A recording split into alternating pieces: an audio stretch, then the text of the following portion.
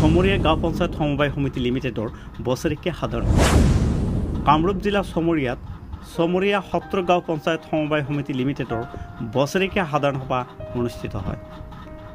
চমৰীয়া সত্ৰ গাঁও পঞ্চায়ত সমবায় সমিতিৰ সভাপতি আমিৰ আলীৰ পৌৰোহিত্যত সমবায় কাৰ্যালয়ত অনুষ্ঠিত হোৱা বছৰেকীয়া সাধাৰণ সভাখনৰ উদ্দেশ্য আৰু সম্পাদকীয় প্ৰতিবেদন পাঠ কৰে সমবায়ৰ সম্পাদক নিতাই মণ্ডলে। সমবায় বিভাগৰ পৰিদৰ্শক নেকিবালিৰ পৰ্যবেক্ষণত অনুষ্ঠিত হোৱা সাধাৰণ সভাখনত আগন্তুক বৰ্ষৰ বাবে 5জনীয়া এটি আভ্যন্তৰীণ হিচাপ পৰীক্ষকো নিয়োগ কৰা হয়।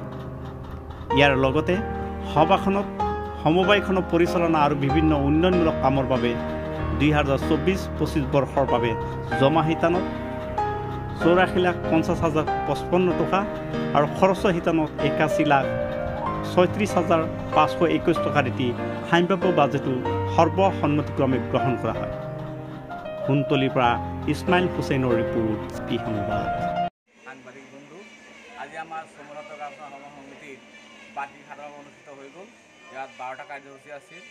সকলো কাৰ্যসূচী সুকলমে আমাৰ পাৰ হৈ গ'ল।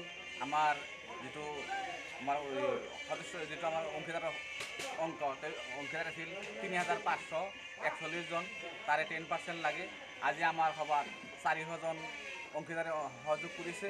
গতিকে আমি বহু শান্তিপূৰ্ণভাৱে সকলো কাৰ্যসূচী পাৰ কৰিছোঁ। তাৰ কাৰণে আমি অংশীদাৰক ধন্যবাদ জনাইছোঁ। আজি বাজেট গ্ৰহণ কৰিলে আগন্তুক বৰ্ষৰ বাবে কি ধৰণৰ বাজেট গ্ৰহণ কৰিলে?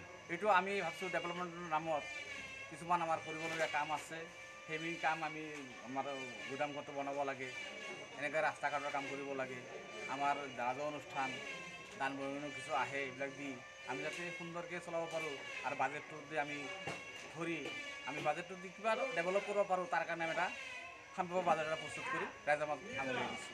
আজি যোগান বিভাগৰ কোনোবা ব্যক্তিয়ে উপস্থিত আছিল নেকি পৰ্যবেক্ষক? আজি আমাৰ এয়াৰ অফিচৰ পৰা মানুহ আহিছে, আমাৰ যিটো সহকাৰী সমবায় সমিতিৰ পঞ্জীয়ক, তেওঁলোকৰ পৰা আমাৰ এজন অবজাৰ্ভাৰ দিছে নেকিবালি আহমেদ।